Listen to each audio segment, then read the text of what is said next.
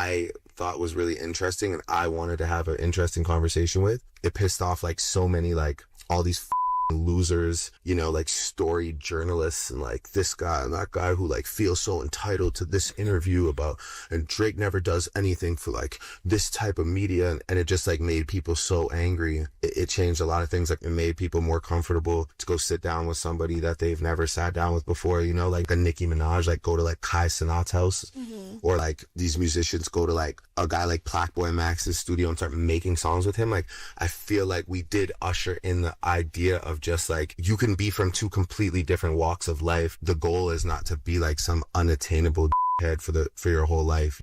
I don't think Drake and Bobby had anything to do with people going to Screamers. I think Screamers had Screamers are the reason people started going to Screamers.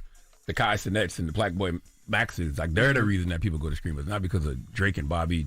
Althoff. Yeah, I think he more so is saying that like people try to when he did the first interview, people tried to make it seem like because she's like white and she doesn't know anything about hip hop and all the things, he shouldn't have been talking to her. So he made people feel more comfortable going to people who might not even know who you are, might not know as much about you as a storied hip hop journalist would.